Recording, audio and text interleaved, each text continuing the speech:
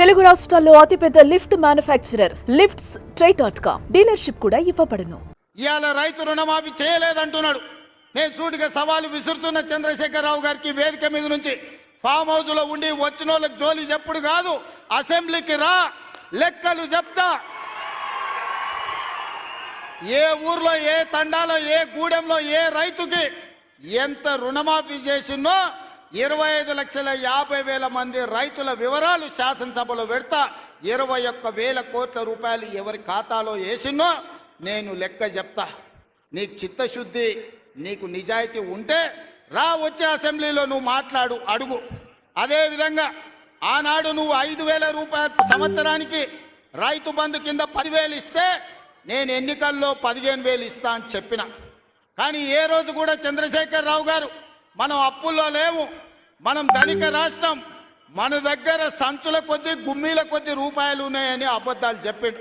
వచ్చి చూస్తే గుమ్మీలు ఖాళీలు ఉన్నాయి. గుమ్మి కింద పందికొక్కులాగా కేసీఆర్ కుటుంబం మొత్తం తిని కూసున్నది. అయినా అధైర్యపడకుండా 15,000 బదులు ఆనాడు నువ్వు ఇచ్చిన 10,000 ఎగ్గొట్టిన 10,000 కాకుండా ఇవాళ 12,000 రూపాయల సంవత్సరానికి రైతులకు ఇవ్వాలని రైతు భరోసా కార్యక్రమాన్ని జనవరి 26 తారీఖు నాడు ప్రారంభించుకున్నాం. మార్చి 31 లోపల ప్రతి ఎకరాకు వ్యవసాయ యోగ్యమైన భూమికి ఎకరాకు 6,000 చొప్పున మీ ఖాతాలో వేసే పూచి నాది అని నేను ఈ వేదిక మీద నుంచి చెప్పదలుచుకున్నా. ఆయన అంటుండు ఎగ్గొడతారని. నేను నీలాక మాట చెప్పి ఎగ్గొట్టేటోని కాదు. దళితులకు 3 ఎకరాలని ఎగ్గొట్టినావు, దళిత ముఖ్యమంత్రి అని ఎగ్గొట్టినావు, డబల్ బెడ్రూమ్ ఇండ్లు అని ఎగ్గొట్టినావు. ఇట్లా చెప్పుకుంటూ వెళ్తే 100 మాటలు ఇచ్చి ఎగ్గొట్టిన చరిత్ర నీది, పంగనామాలు పెట్టిన చరిత్ర నీది. చంద్రశేఖరరావు 10 ఏళ్ళు పరిపాలన చేసి ప్రజల దగ్గరకు పోతే డిసెంబర్లో అధికారం కోల్పోయినావు, జూన్లో డిపాజిట్లు కోల్పోయినావు పార్లమెంట్లో. ఇప్పుడు మెదడు కూడా కోల్పోయినట్టే ఉన్నాడు ఆయన, పెద్ద మంచి ఫామ్ హౌస్లో పండుకొని. డిసెంబర్లో ఆయన అన్నీ చెప్పిండు. ఆయన గుడిలు దర్గాలకు దస్తీలు కప్పిండు, గుడిలకు పోయి దండాలు పెట్టిండు. పెట్టిన తెలంగాణ ప్రజలు 10 ఏళ్ళు పెట్టిన ఆయన అరగోసకు ఇవాళ ఆయన గుణపాఠం చెప్పి ప్రభుత్వాన్ని దించిండు. అట్లే అబద్ధాలు చెప్తే పార్లమెంట్లో గుండు 0 ఇచ్చిండ్రు, ఆయన గాడిద గుడ్డి ఇచ్చిండ్రు. అయినా బుద్ధి మారలే. 14 నెలల నుంచి అంట ఆయన ఫామ్ హౌస్లో వండుకొని గంభీరంగా చూస్తున్నాడు. ఎవరిని చూస్తున్నావా గంభీరంగా? అచ్చోసిన ఆంబోతులాక నీ కొడుకుని అల్లుని ఊరు మీద వదిలినావు. మైసమ్మ మన ఏంది జాంగీర్పీర్ల దర్గాకు వదిలిన మేకపోతులాక ఊరు మీద పడి మేస్తా ఉన్నారు నీ కొడుకు, నీ అల్లుడు. మన జాంగీర్పీర్ల దర్గా కోసుకుంటాం కదా మనం, అట్లా జాంగీర్పీర్ల దర్గాను కూడా మోసం చేసిన 100 కోట్లు ఇస్తాను మా శంకర్ చెప్తున్నాడు. ఇవాళ రాజన్న సిరిసిల్ల ఆలయానికి 100 కోట్లు ఇస్తాను, ఆ దేవుని మోసం చేసినావు.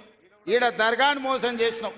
పాలమూరులో ప్రాజెక్టులు కడతా అని, పాలమూరు రంగారెడ్డి ఎత్తిపోతలు పూర్తి చేస్తా అని కల్వకుర్తి, భీమా, నెట్టంపాడు, కోయిల్సాగరు, జూరాల, ఆర్జీఎస్, తుమ్మిళ్ళ ప్రాజెక్టులను కడతా అని చెప్పి పాలమూరుకు మాట ఇచ్చి పాలమూరుని ఎండబెట్టి ఎగవేసిన దుర్మార్గుడివి నువ్వు ఈరోజు సంవత్సరం పూర్తి కాకముందే మా మీద వడేడుస్తురట. ఆయన కోసం ఎదురు చూస్తురట. ప్రజలందరూ బాధ పడుతురట. అయ్యా చంద్రశేఖరరావు గారు, 4 కోట్ల ప్రజలు ఎవ్వరు బాధపడతలేరు. రైతులకు రైతు భరోసా వచ్చింది, రైతులకు రైతు రుణమాఫీ జరిగింది, విద్యార్థులకు ఫీజు రియంబర్స్మెంట్ ఇచ్చినాం, రాజీవ్ ఆరోగ్యశ్రీ 10 లక్షలకు పెంచినాం, పేదలకు ఇండ్లల్లా 200 యూనిట్లు ఉచిత కరెంట్ ఇచ్చినాం, ఆడబిడ్డలకు 500 రూపాయలకే సిలిండర్ ఇచ్చినాం. అదేవిధంగా ఆడబిడ్డలకు ఆర్టీసీలో ఉచితంగా బస్సు ప్రయాణం ఇచ్చినాం. 120 కోట్ల మంది ఆడబిడ్డలు ఈరోజు తెలంగాణ రాష్ట్రంలో ఉచిత బస్సు ప్రయాణం చేస్తున్నారు. దానికి 4,000 కోట్ల రూపాయలు ఖర్చు పెట్టినాం. ఇవాళ 10,000 కోట్ల రూపాయలు రాబోయే మార్చి 31 లోపల రైతు భరోసా పథకం కింద పేదల ఖాతాలో వేస్తాం. ఉపాధి హామీ కూలీలకు కూడా ఇవాళ ప్రతి కుటుంబానికి 12,000 రూపాయలు ఇచ్చినాం. ఇదే కాదు, తెలంగాణ సమాజానికి నిరుద్యోగ సమస్య, అలాంటి నిరుద్యోగ సమస్యను పరిష్కరించడానికి మొదటి సంవత్సరంలోనే 55,143 ప్రభుత్వ ఉద్యోగాలు ఇచ్చి దేశంలోనే చరిత్ర సృష్టించిన రాష్ట్రం తెలంగాణ రాష్ట్రం. నువ్వు 10 ఏళ్ళు ఇవ్వలేని ఉద్యోగాలు మొదటి సంవత్సరంలోనే 55,143 ఉద్యోగాలు ఇచ్చిన చరిత్ర మాది. వీటన్నిటి మీద నీకు చిత్తశుద్ధి ఉంటే, నీ నాయకత్వం మీద నీకు నమ్మకం ఉంటే నువ్వు రా అసెంబ్లీలో.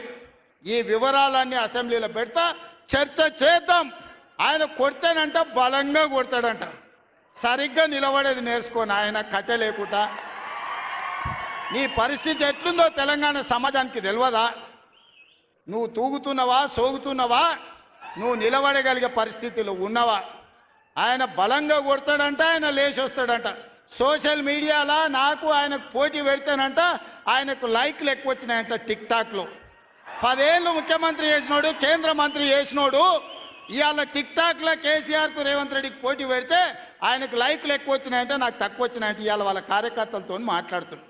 నేను అడగదలుచుకున్నా, ఆ మధ్యలో బాలీవుడ్లో కూడా సల్మాన్ ఖాన్కు రాఖీ సావంత్కు కూడా టిక్టాక్లో పెడితే రాఖీ సావంత్కి ఎక్కువ లైక్లు వచ్చినాయి.